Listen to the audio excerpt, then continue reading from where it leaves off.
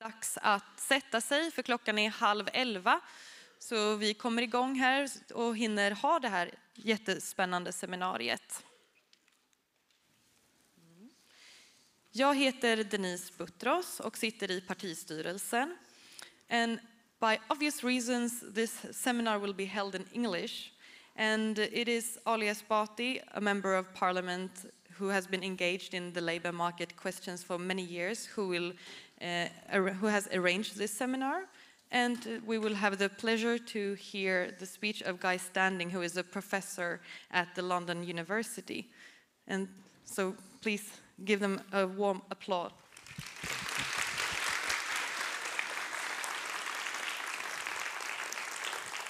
Så hörs det. Jag går också över direkt här till engelska. So once again we are very glad and honored to have Mr. Guy Standing here, who as Denise said, is an economist and a professor at the University of London. Also, many other things, a co-founder of BIEN, Basic Income Earth Network, also previously worked at the ILO, the International Labour Organization. And Mr. Standing has also written, of course, a lot. Three of the more noted books are a book about the corruption of capitalism, which I think we will be hearing more about. Also the precariat, which I think he will mention what he means with the terminology. And quite recently also a book about basic income and how to get it through. But I will just say how the format will be. It's going to be very simple. We'll have the honor to hear Professor Standing now for giving an introduction for about 45 minutes. And the rest of the time, we have 1.5 hours, will be used for questions and discussion. I will start out by posing a few questions to Mr. Standing, and we'll have a talk, and then there will be also some space for your questions. So please, Mr. Standing, welcome.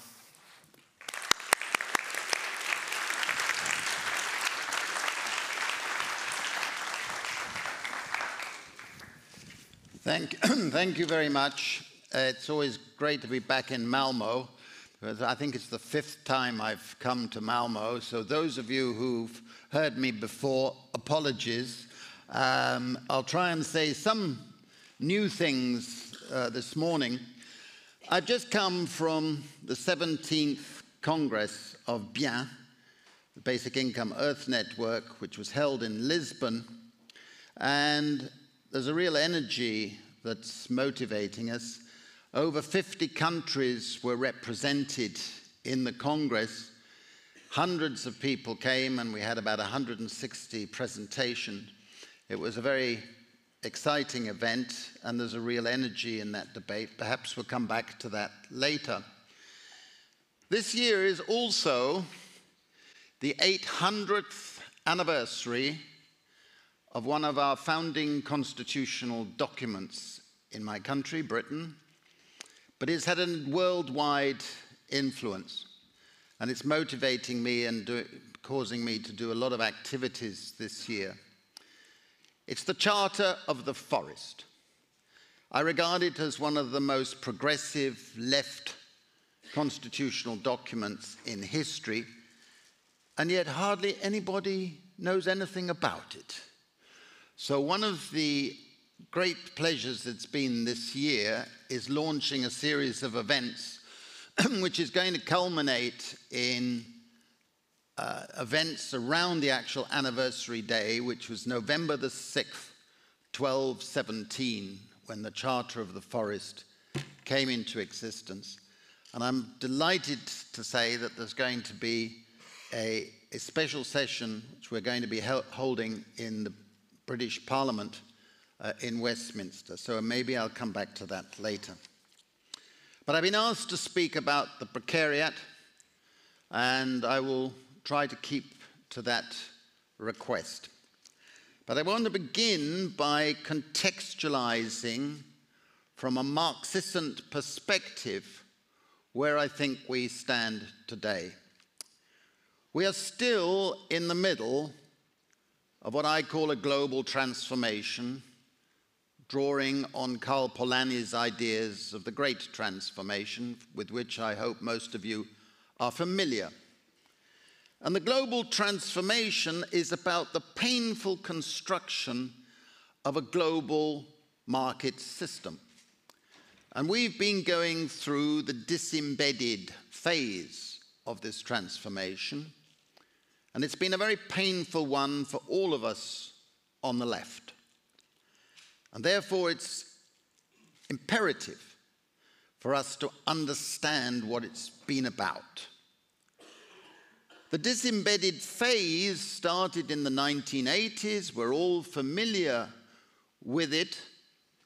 A neoliberalism came into being based around the Mont Pelerin Society, people like Friedrich Hayek, Milton Friedman, and so on, which essentially was about the strengthening of private property rights.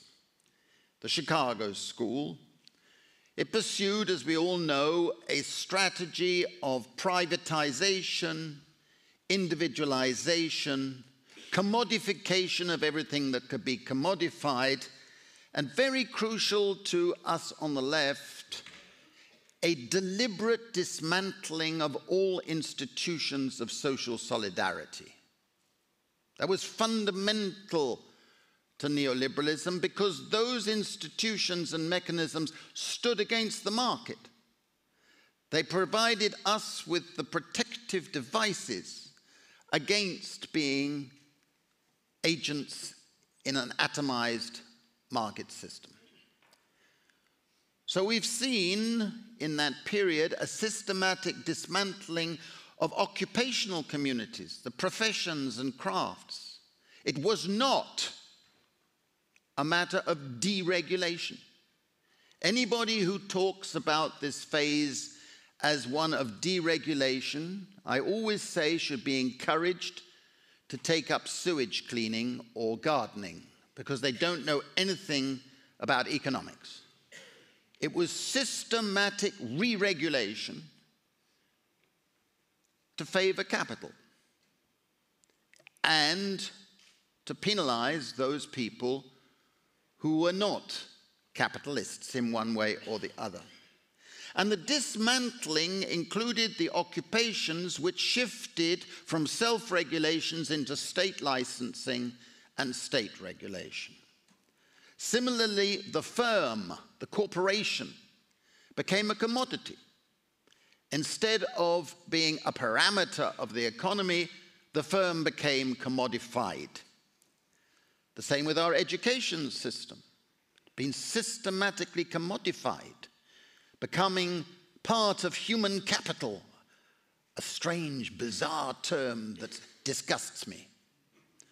But the commodification of education is about the systematic dismantling of that institutional force for good. If you prepare people as commodities, don't call it education. The same with the dismantling of our social protection system and much else. Of course, this phase involves the pursuit of labor market flexibility, which meant, in effect, deliberately making for more insecurity. Of course, in this period, financial capital became the dominant global force, and the liberalization of capital markets and labor markets ushered in a period of a globalizing labor process, in which almost overnight, historically speaking, the world's labor supply more than tripled. An extra 2 billion people became part of a globalizing labor market. All of those people were habituated to expect a life and living standard of 1/50th of any Swede or any British person. Well, of course, it's put huge downward pressure on our wages, especially as productivity could rise much faster in those economies. Those are the background, familiar to most of you. But the outcome has been that neoliberalism no longer exists, because neoliberalism has morphed into a system of what I call rentier capitalism. In the 1930s, John Maynard Keynes famously predicted that during the 20th century there would be the euthanasia of the rentier. Because as capital became more widespread, he said, the ability for rent seeking, for taking monopolistic profits and using property to maximize your rental income would diminish and disappear.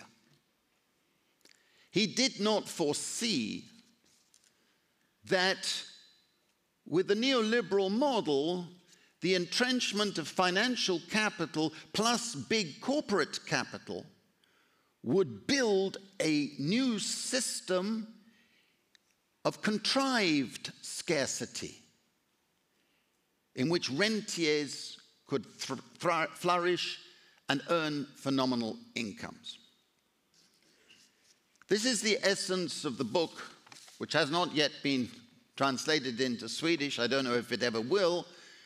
I wanted to call it rentier capitalism, but my publisher said, no, Guy, nobody will understand what that means. No one will be interested in a book called Rentier Capitalism. And once they read it, they said, what you're really writing about is the corruption of capitalism. I said, no. I'm not talking about Mr. Y or Mr. Z or somebody who's corrupt. I'm talking about a system.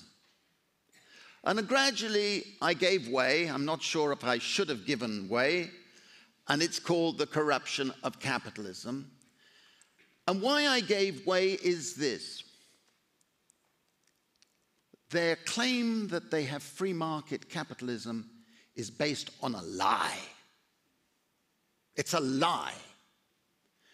Because this is the most unfree market system that has ever been constructed. Nobody could have imagined how unfree the system could become. And it starts with, of course, the international financial agencies, the IMF, the World Bank, and the phenomenon of our age, which I call in the book Goldman Sachsism, whereby a few plutocratic financial institutions have been able to dominate monetary and fiscal policy all over the world. I do a roll call of the number of people in top positions, political, financial, and other, who've been employed for many years in Goldman Sachs. It's incredible. If it was a random experiment, the probability of this happening would be 0.000000. But yet, they're dominant everywhere. European Central Bank, ex-Goldman Sachs. Governor of the Bank of England, ex-Goldman Sachs. Federal Reserve, Goldman Sachs. One administration after the other, Goldman Sachs. All over the world, Goldman Sachs ex-employees are in top positions. And the lie goes on because they constructed very carefully a property rights regime. It really crystallized in 1990.